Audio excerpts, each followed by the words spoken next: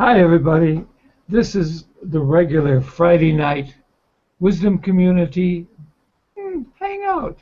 And today we are talking about the green level. We promised to do that a couple weeks ago, and then life intervened. And we had a wonderful interview with Saeed Dalabani last week. But we're back, and we're going to take another stab at green. Some people have said recently, and I kind of understand what they mean, that going from green to the next level, which depending upon your system is either yellow or teal, is just as difficult, maybe even more difficult, than moving from red to blue. By the way, we haven't worked on red yet. No. Shall we say what red is in our I suppose we spiral should. dynamic system? In spiral dynamics, yes, red is the system that precedes the kind of religious, mythic stage of blue. Blue has rules and institutions, and people are kind of disciplined. They're able to suppress their immediate feelings and work for long-term rewards, like life in heaven forever, things like that, etc. Or 69 virgins, if you're of that persuasion. But anyway, this has been a hard-fought stage. I'm making a little fun of it right now, but a really difficult stage for humanity to reach, because before that we had centuries upon centuries of just simply might makes right. People, were not very well developed except in the ego area. This was a progress. Yeah, and having an ego was progress over where they had been before.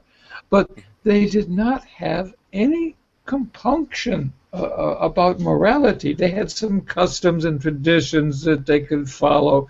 They still had some respect for family and so forth. But in terms of real international politics, so to speak, no. And no emotional control. No emotional control. Don't you step on my blue suede shoes. I step you. That's right. And of course, we all go through this stage too. And it's so difficult to actually move from this impulsivity, this opportunism, this right here, right now, satisfaction, or absolute intimidation and cowering and submission. That's the only alternatives possible at that stage of development. So, and you were talking that it was difficult to go from there to the blue, to the conventional state of development. Today we want to talk about green. And first I would say we welcome Scott. Welcome, Scott. Yeah, you haven't said anything about him. And all the people who said they would come, and maybe they watched the replay, and maybe they're out there, tell us who is there watching.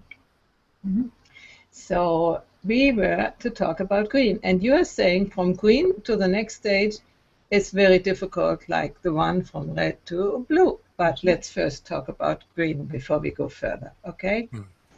In Scott's law third and also in ours, which, by the way, are the colors of Scott, there is a lot of green. So let's ask him what he thinks about green.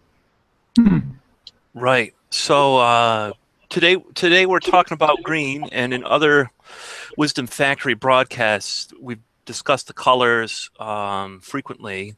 And like you guys have said, today is the focusing on the green level of development, which, according to my knowledge, is egalitarian and a sort of feeling-based, processing-oriented level of development. Psychologically speaking, people are interested in their mental functioning. I tend to think of a lot of the New Age movement as being sort of green. And really we're talking about postmodernism.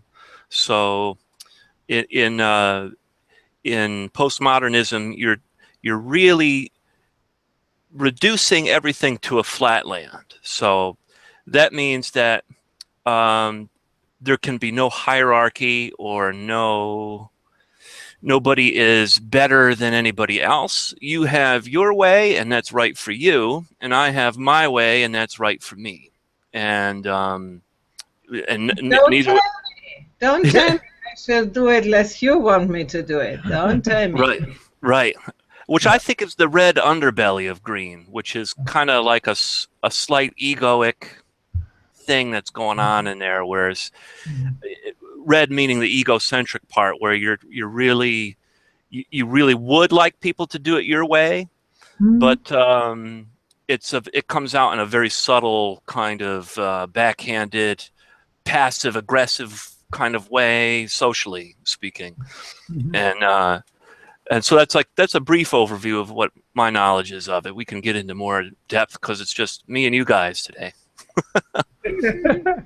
Well, actually, those are good points you make. They really are.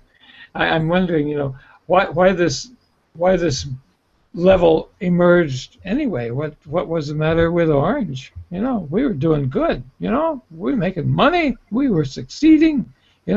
Things were going cool. We all had televisions and big cars and blah blah blah. Right. And, well, I'll comment on that first. I think that green emerged out of orange due to, in spiral dynamics, Don Beck says that the colors emerge in response to problems. And so the colors are a way of talking about how groups of people will face certain problems. And in order to have the problems, you need a level of consciousness to deal with those problems. And so for orange, which is modernism, orange problems are like when orange gets out of hand, it begins to exploit people. So you don't really have equal rights. So part of the movement in the 60s in America, for example, the 60s were about equal rights. And you have the human rights movement, equal rights movement, women's rights, feminism. You have the whole green movement, really the whole environmental movement comes into play for green. But I wanted to say in Germany it was very much that, the environmental thing. We began to collect plastic, become aware of the problems which the pollution created. Right. And it was already in the beginning 70s. Sort of my early adult life was that. And then I came to Italy and no idea of all that. I was so astonished. And then I even understood, it was only 4 or 5 years ago that, for instance, this is not directly connected, but a little bit like this. We in Germany were used to publicize when there were transgressions, when there was industry polluting rivers or something. It was just come into public. The journals were reporting about that, the newspapers, And only 3-4 years ago, somebody talked about an article in America who was saying something about pollution of nature, and she said, "This is such a great thing." And I said, "Huh? We are doing this for 30 years. That we are accusing these transgressions of, of our right to have a clean way of living." It doesn't mean that we have it, but at least we became very much aware. I don't know how the generation is now. I'm not so connected anymore. It's a shame that Markus isn't here, who is living in Germany. I would have liked to ask him. But my upbringing was really to pay attention on resources, to not throw away everything. So this modern times when you buy things and then throw it away. For instance, when these little cameras came on, the disposable, one time only. Right. It's absurd to have a thing like this. So it was really against my values, and obviously they were quite green values, no? In this sort of green of protecting nature, protecting animals, protecting life, let's say. This is the real good thing about green. And as you said, the equal rights and feminism is not always good, but the liberation of women to get equal. It's not even true that we have equal recognition, but at least we came out of our holding back situation, and we are playing a role now in the public sphere, which we didn't before. So this was all part of the green movement, and this is all good. Well, in defense of America, I have to say that in 1969, when I was teaching high school, I was instrumental in getting the school to recognize the first Earth Day. Earth Day. Earth Day. Okay. But that was 69, and I think probably you guys were working on things already by that time. And but anyway. I remember my mother going on the marketplace with a big stand and with, you know, how do you call it, manifesto, written things, posters, and collecting plastic for recycling. You know, my mother, a completely different generation, but she was so ignited by you know, doing good for the planet that her friends did it too, and they were about 55, 60 then. It was and it's really interesting because this green background is sort of our common heritage at this point, you know, and in its turn it has also become rather fixed and doctrinaire and kind of intolerant of people who don't toe the PC line, you know? Him first. How do you know, or can you share something out of your life where green appeared and where you? Yeah, I think that when I was in college, the goal of I was in a state school in New York State called SUNY Potsdam, and the school's right near the Canadian border. And I believe it's a school for education, for educators. A lot of people that become music teachers that didn't want to pay a lot of money would go to a state school that was really good, like SUNY Potsdam, and become music teachers. A lot of my friends became music teachers. But what I think the goal for that particular college, or college in general, in America at least, is to get to a green kind of level of development. So developing you to think progressively, to think about, to put others, to get others' points of view, to have an egalitarian mind, to have more of a democratic kind of way of thinking.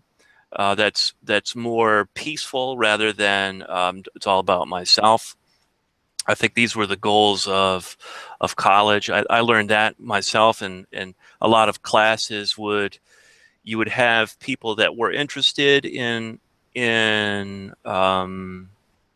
really strongly pushing views that were sort of green-centric views.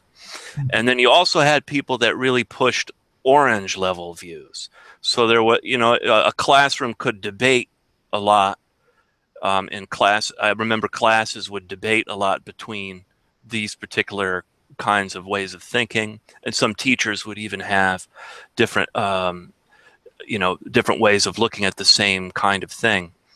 And I remember in 2001 when the towers came down, it really affected. I think it really was kind of like a setback in terms of the fear reaction. Many kids that I was around at that time either knew people that were involved.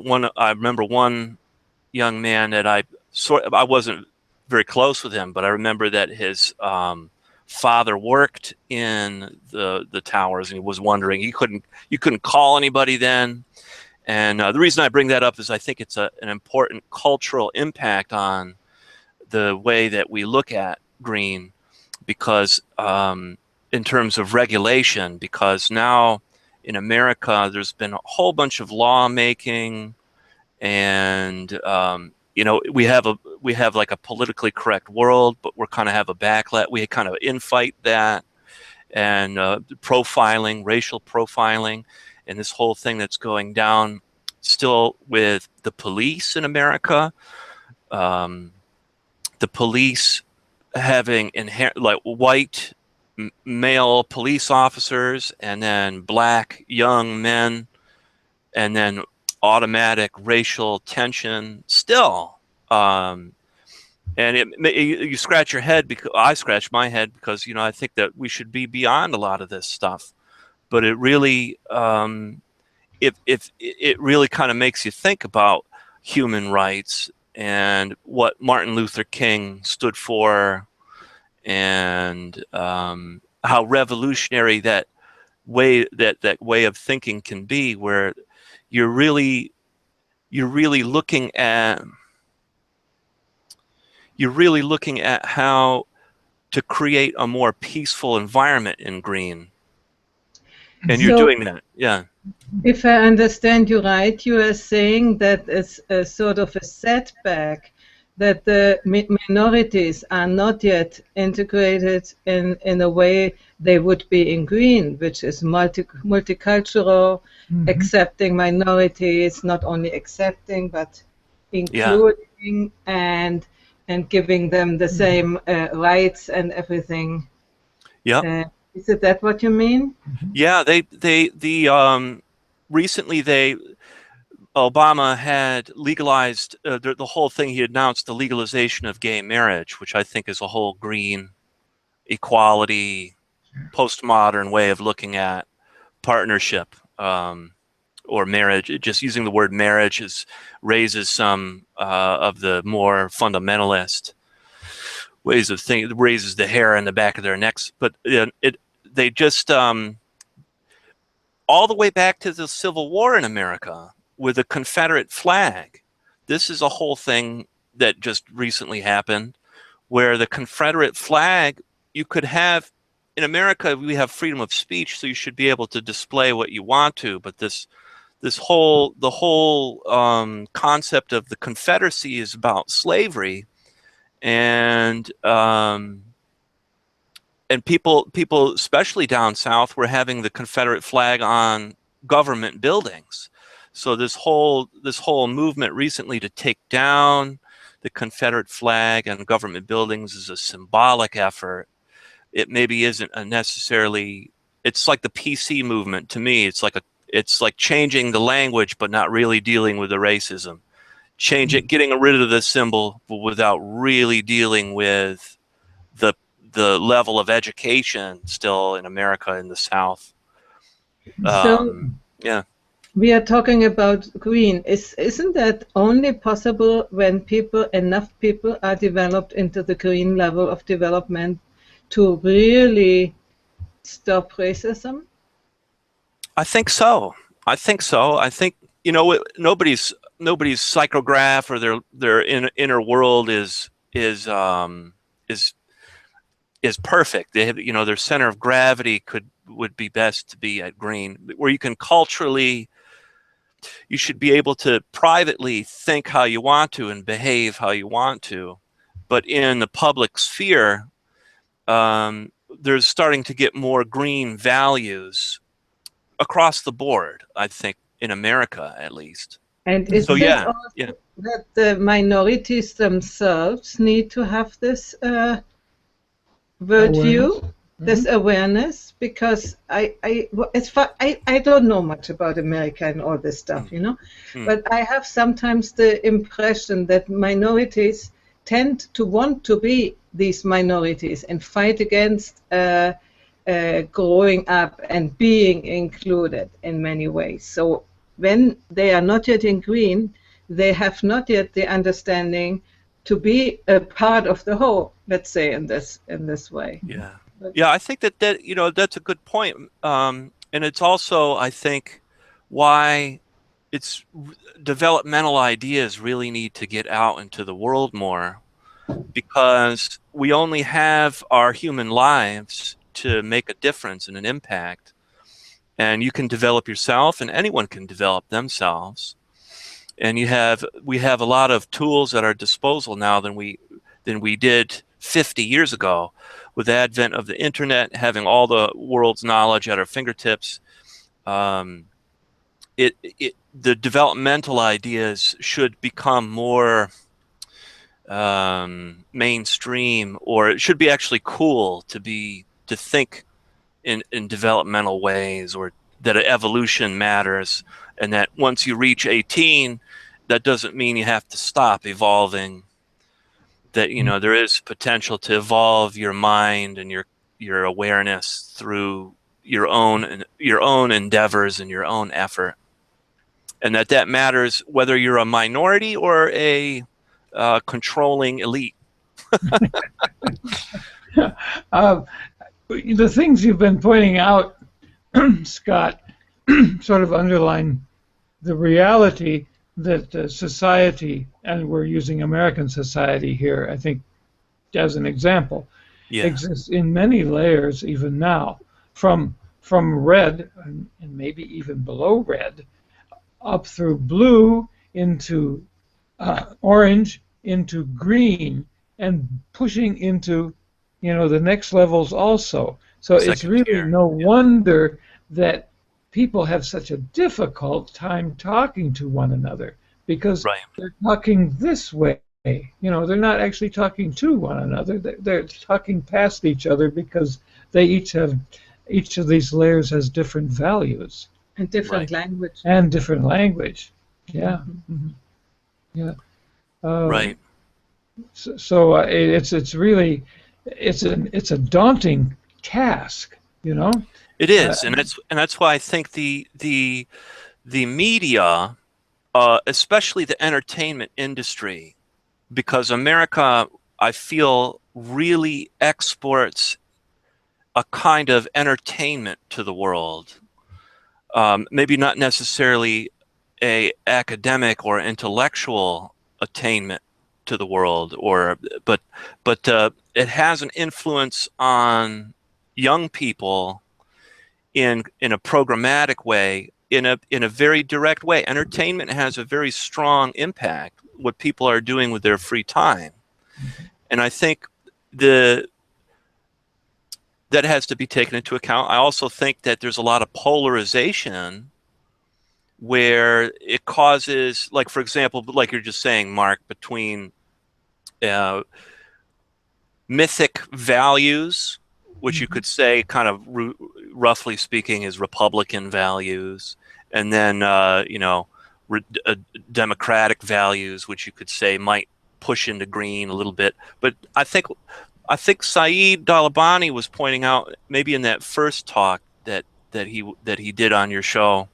of how important it was for politics, and how he could see that in the Republican Party being pulled up a little bit, being pulled a little bit, being being more progressive, even, you could say, and the Democratic Party still kind of having some issues, but how he could see that as having an impact politically, and how sometimes I just, when I look at the political parties, or when I think about America or the Green movement, everything kind of looks like the same. Just well, President Bush did this, and now Obama did that, and really, are they on the same team, or are they? There's these illusions of uh, of difficulty that aren't really there, but are talking heads. And when you flip on the news, you see, the, the exciting violence. We see exciting violence. We don't see a lot of we see innovation, but it's not as exciting to people as violence and the new enemy, ISIS. It's not there. It's a complicated world that we don't really get to see the whole we don't have a lot of free press. I feel that there's a lot of interests now that kind of prevent the transparent nature of what's really going on in places. I do think that we in Germany had quite a good free press. I don't know how it's now. I don't know. But we have for many, many years the Green Party, and it is in the government, playing a part and having, they have done a lot, at least in the environmental aspect. We are the country, I'm not there anymore, but who has the most solar and alternative energies. Yeah. Yeah. And many of these things were pushed through by the Green Party. It was not a big party, only 5-6%, but they were always needed to form a government. And so the main party in the government had to sort of do some compromises, So, and that's, we were talking about it. That's what I'm missing in America, a green expression in politics. Yeah. Well, we don't have that granularity in our politics. We have two parties, and they grab as much of the middle as they can to themselves, and there isn't any in betweens. There's not alternatives to that. I would like to go away from politics. I would like to share with you an experience I had. What is the problem with green? When you are in green and you want to love everybody, be loved by everybody, and things like this. This is, we are all love, friends. Love is all you need. So, I have a big house here and many people coming, and I always sort of in a green way, and I didn't know that it was green then, I said, do what you like to do. There is a lot of land, you can do something, or whatever. I never restricted people in doing things, and I allowed them to be quite free free as they are. And sometimes then I found myself with 2 or 3 long-term guests that they tried to dominate me in my house. And I said, oops. Yeah. Very strange. Or other things. I do things for people, when you are green, you are sort of generous. You give away things, you want to be liked, and so you do things for other people. This is not really a healthy expression of giving away, but you do, And then you expect people that they would be or grateful or do something for you.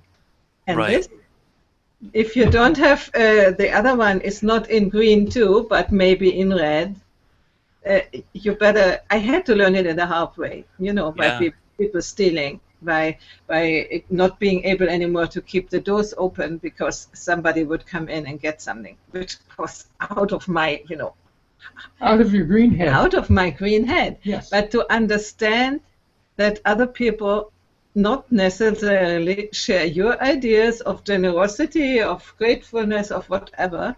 Yeah. I think it's a big problem of green people, and that they are so deluded. How do you say? Deluded. Disappointed. Oh, okay. They really work hard to do something good for a group of people or for some person, and this person goes away and does not even thank you. Yeah, that's like there's so many things that I just, when you were saying, I was like, boy, that's really where it's at, isn't it? In relationships. So if any kind of relationship is really about development, at least cognitively, at least your way of thinking, and that's why I think second tier or learning the Aqua model or spiral dynamics or any of those, I like integral theory. It is what brought me into the whole world with the quadrants and the levels and the states of consciousness. I like the whole spiritual side myself, but really intellectually it's a very important thing in relationships to be able to think about it, be able to think developmentally, and not everything has to be, put into a box or being taken care of, or it doesn't have to have a place, but at least it has a place in integral theory. At least it has a place where it can show up and be seen. And what I'm getting at is about relationships. So if you're green, let's say, and green is a very vast band. I've heard in Integral on Integral Life website some talks where Ken talks about the cosmic grooves and their depth, and how really deep red is, and how really deep amber is, and how really deep blue or amber is, and then how really deep orange is. And then you get to green, and it's deep, but it's not as deep as the ones that came before it.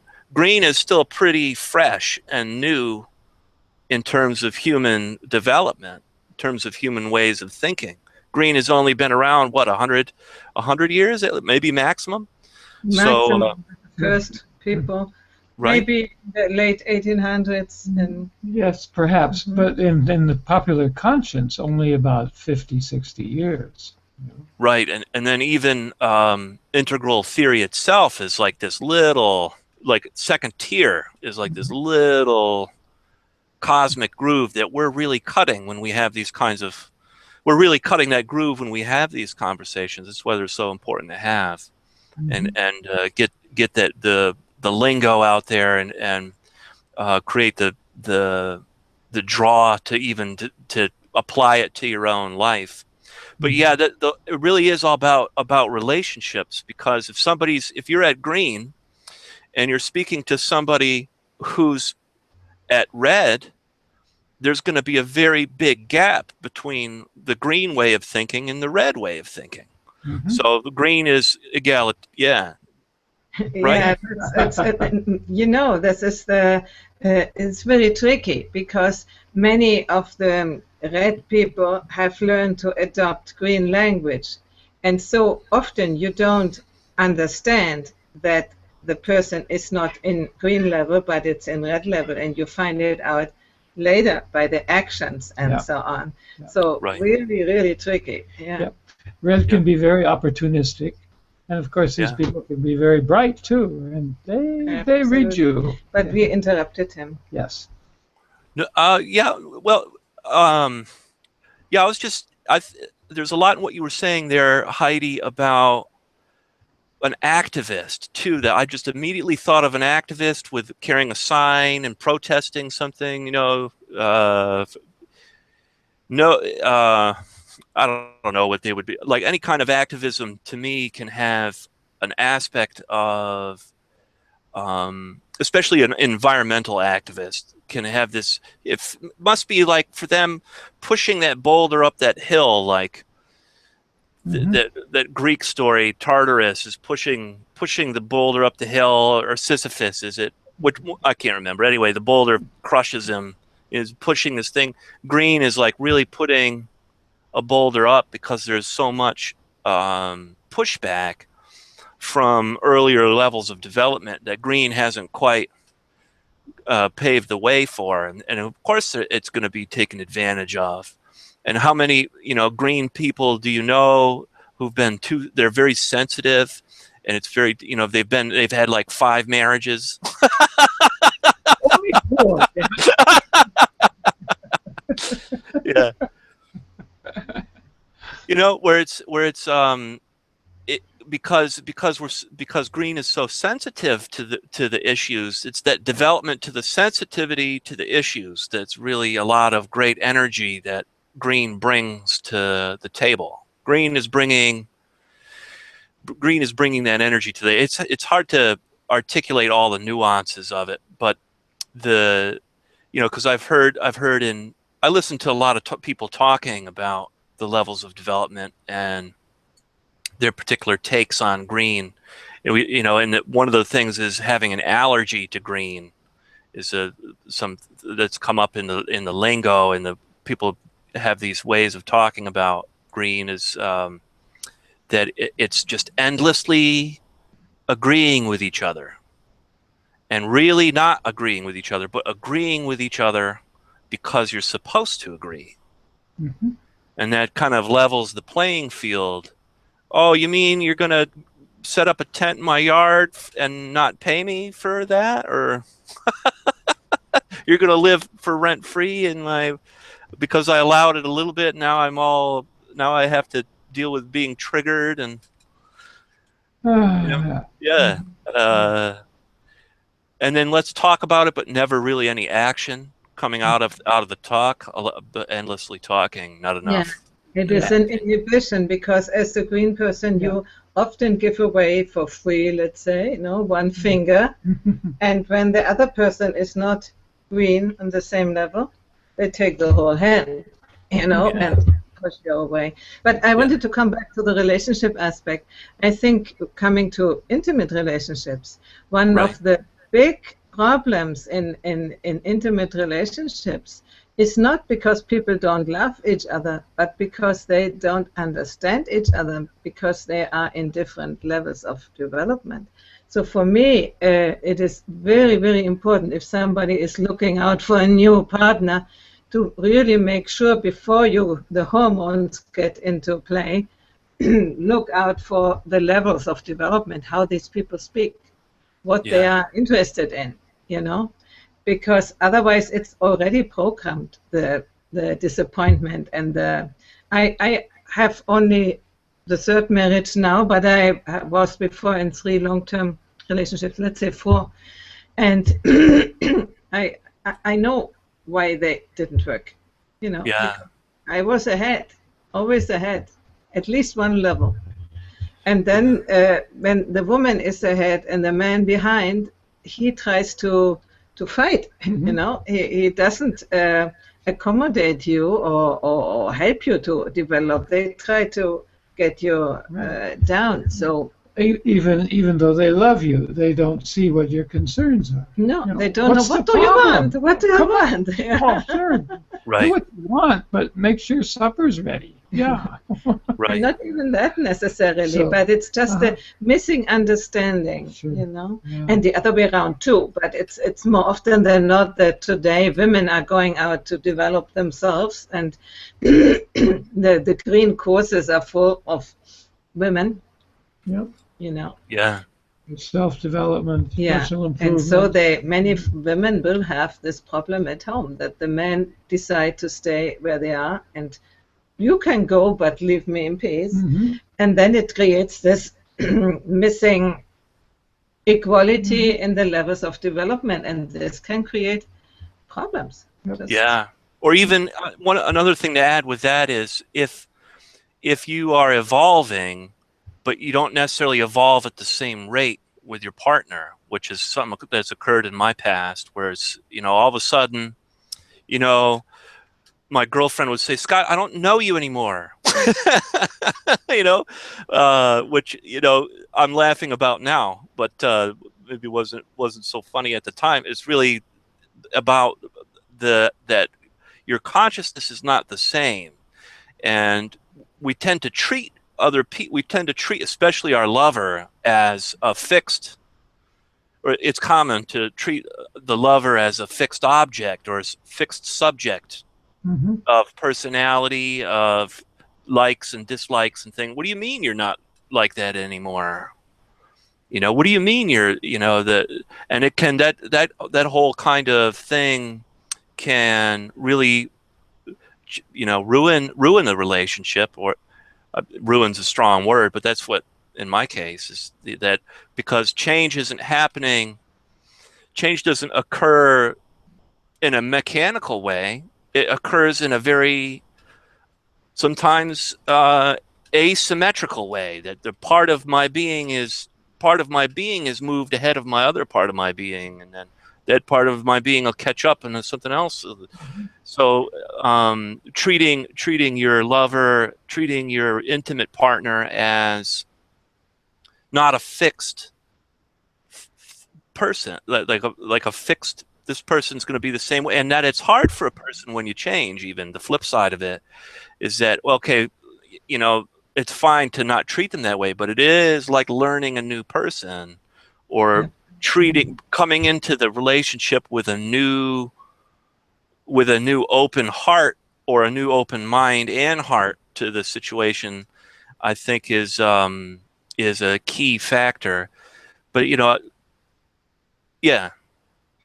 I think human nature wants to keep everything the same. And when you fell in love with somebody, you expect them to be all the time, and you want the situation all the same. Because it was great then. It was great, and it has to be. So the obstacle, not obstacle, the resistance to change is really great. And we want our partner to stay like this. This gives us security. Security, yeah. That's what I was going to say. We don't have it in ourselves. I'm remembering my first husband. I married with 19 the first time. And then I did some steps of development. And then I was about 30 or 32 when I went to Italy, and I left him. But before, he hung up pictures of me when I was 10 years younger, you know. And I thought, that's not me anymore, you know. But he sort of, in his environment, he wanted me, and he really pronounced it. Why can't you be like you were, you know? Yeah. There's a nostalgia or retro romantic notion that you can make somebody, you can't control a person, make them who they used to be. You know, that's baloney, you know, it really is. I mean, that's why developmental ideas are helpful, because you come into the situation with a ground in that things can change, and that when they do change, they're more holistic. And things don't always change for the better, but it's responding rather than reacting to change. You know, that's, I think, is the way, because social media today is just floods. The Facebook is flooded with, and Twitter is flooded with people reacting. And now you have permission. Your voice matters in green. You can say whatever you want to. You know, you can, and that's why you have an internet troll, somebody that goes on the internet and is a bully, and intentionally will bully and gets off on it, loves it, will intentionally bully because they can, because they are afforded this voice that they didn't have before. You know, they're afforded this voice in green, that they matter, that they can add. That your voice is one of every, your individual voice is one of every other individual voice on the planet, and that matters, and that's good. But see, there's also that darker side to it. Yeah, it seems like we're very familiar with green, aren't we? You know, you know, and I was hoping we'd get to the mean green meme before we were done. Maybe we just spend a few minutes on that. No, I would like to go back to the trolls and the internet, because I think they are becoming a problem. And we need to make sure, when we have some control and we exercise control on it, that this is not because we are bad people, but there are ways of behaving which are destructive. And we cannot allow destruction to happen. This will pull us back. When you see it in levels of development and in the way of development, we want to go ahead. We don't want to allow anybody to drag us back. And out of my German history, I know what has happened if we allow somebody to drag us backward, you know. And we have to prevent that these people get into the power, because they will use the power. They are not in green understanding. You can have your voice too. As soon as they have the voice, they will shut you down. So we need to make not only a distinction, discernment, and understand who is speaking, and then step up and say, not because I don't love rules, I won't use them. There are cases in which I need to use rules and to reinforce them. Yeah, boundaries. Or to avoid boundaries, or to avoid real problems. And it's not only in internet, I mean generally speaking, you know, that we cannot, in green is the tendency, oh, they have the right to express themselves and we cannot do anything because they blah, blah, blah, blah. No, we have to. You can have integral trolls too. Yes. And the past week have been watching that happen, and it's very sad. Very sad. Maybe they are not integral trolls, but use the integral language.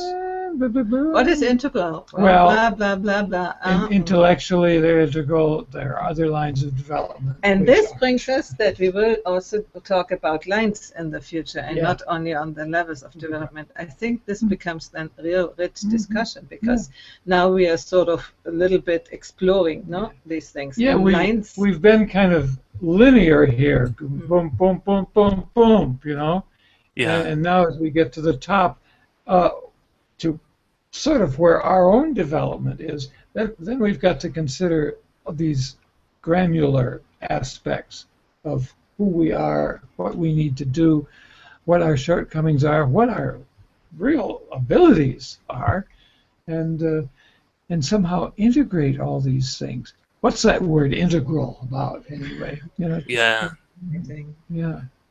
Yeah. I like the idea, the phrase nested hierarchy. Yeah.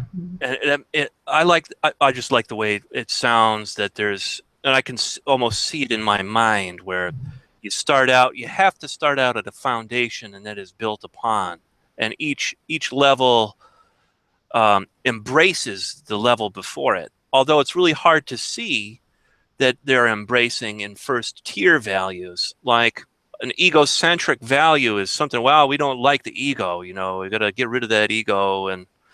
But really in green, there's a way of trying to make nice, try to be kind to the other, there's a maybe to its detriment. And that's, certain permission to, or mismanagement of money, like the whole Red Cross and the thing that Saeed was talking about on the show, where the Red Cross,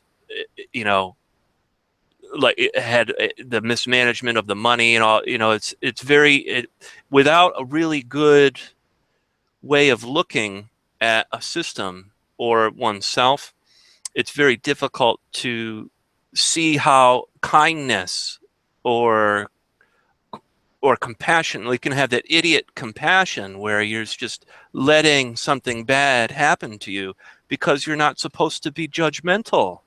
There's a new age thing, you need really good judgment. You actually need very, very precise discernment to make really good choices in your life.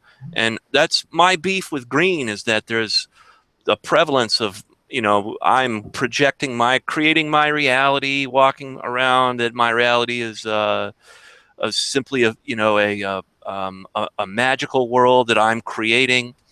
And maybe that's a little bit before green, but I just really feel that it comes out in the green media, new age, material.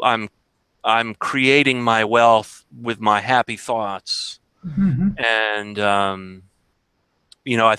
I think a lot of there's good that comes out of positive thinking and positive manifesting in your life.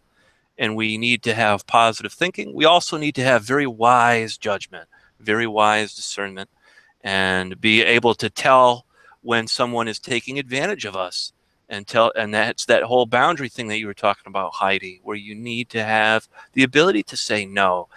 And it's an Eckhart Tolle high vibrating no. It's not yes to everything. It's no when it counts, when it matters.